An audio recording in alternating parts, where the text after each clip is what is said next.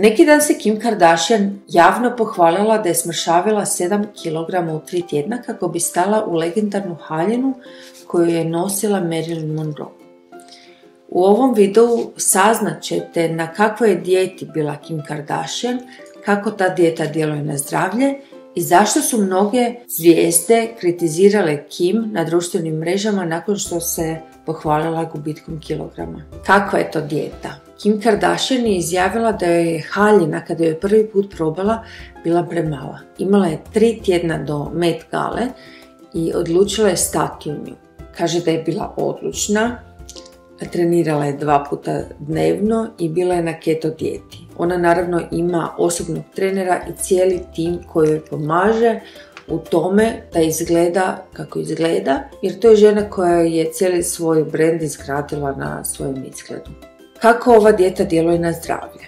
Svoje mišljenje o tome je li ovakva dijeta dobra za zdravlje ili nije možete podijeliti dolje u komentarima, a ja ću vam reći svoje stručno mišljenje o ovoj dijeti. Brzim gubitkom kilograma usporava se metabolizam, a nakon završene dijete se svi kilogrami vraćaju natrag. Uz izgubljene kilograme dobivamo još nekoliko dodatnih i ta pojava se zove jojo efekt. Osim toga, u ovakvim dijetama se izbjegavaju cijele skupine namirnica zbog čega se ne unosi dovoljno vitamina i mineralnih tvari, pa mogu nastati i neki zdravstveni problemi. Osobe koje su ciklički išle na ovakve dijete sklonije su razvoju kardiovaskularnih bolesti. Također, osim svega navedenog, osobe koje idu na ovakve dijete su sklonije prejedanju ili razvoju neke druge vrste poremećenog hranjenja ili pak poremećaja hranjenja. Zašto su Kim kritizirale mnoge zvijezde i mediji? Naravno, Kim Kardashian može raditi sa svojim tijelom što želi, čak ako to i nije zdravo, ali postoji jedan veliki problem u vezi toga što je ona javno izjavila da je smršavila zato što je htjela stati u tu haljinu. Ona tom izjavom potiče poremećeno hranjenje.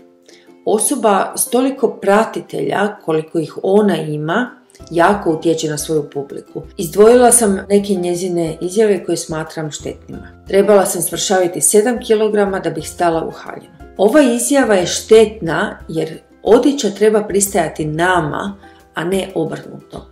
Kada tražite odjeću koju ćete kupiti, ona treba biti ugodna, treba vam se sviđati kako vam stoji, znači oba kriterija trebaju biti zadovoljena.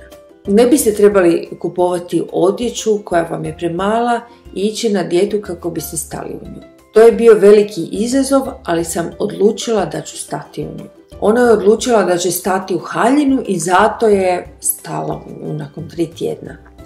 Kao prvo, ovime opet promovira toksičnu kulturu dijeta, a netko kome odlučnost nije pomogla da smršavi može osjećati krivnju zbog njezine izjave. To jako šteti samopoštovanju i mnogi će misliti kako je problem u njima jer ne mogu biti odlučni kao Kim Kardashian. U jednom od prethodnih videa sam objasnila zašto niste vi krivi ako ne možete smršaviti ili održati tjelesnu masu nakon dijete i zašto to nema veze sa odlučnošću. Taj video možete pogledati ovdje. Mislim da mi nisu vjerovali da ću uspjeti.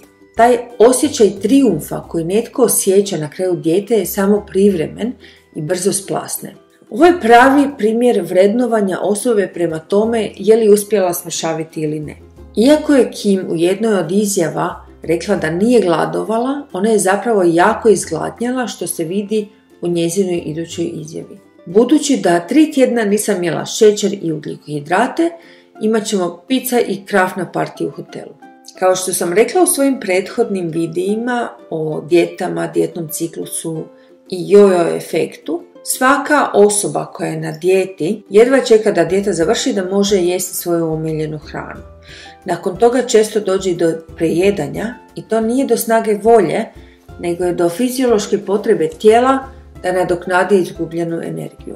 Međutim, njezina izjava pokušava normalizirati poremećeno hranjenje. Ono što će mnogima ta poruka reći je da ona sada kada je stala u haljinu koja je bila premala zaslužuje jesti picu i krafne. A što će biti kada više neće stati u tu haljinu? više neće zaslužiti jesti hranu koju voli? Ovo je jedno od čestih ponašanja poremećenog hranjenja. Ono što je mnogima zasmetalo nije da je Kim smršavila da bi stala u haljinu, nego sama činjenica da je to javno podijelila s drugima. Kim je javna osoba koja ima milijune pratitelja na društvenim mrežama, a moguće je da će mnogi pratiti njezin primjer i pokušati snagom volje stati u neki odjevni predmet koji im je premali. Ovakve izjave mogu biti okidači za osobe koje imaju poremećaj hranjenja.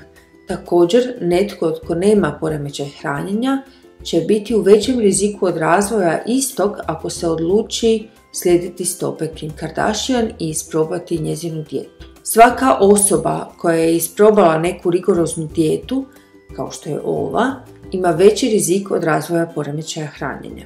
Videe koje sam spominjala ranije možete pogledati ovdje i ovdje, a ako vam se sviđa ovaj video, stisnite palac prema gore i podijelite ga s nekim kome bi bio od koristi. Vidimo se u idućem videu u kojem ću reći nešto više o nedijetnom pristupu.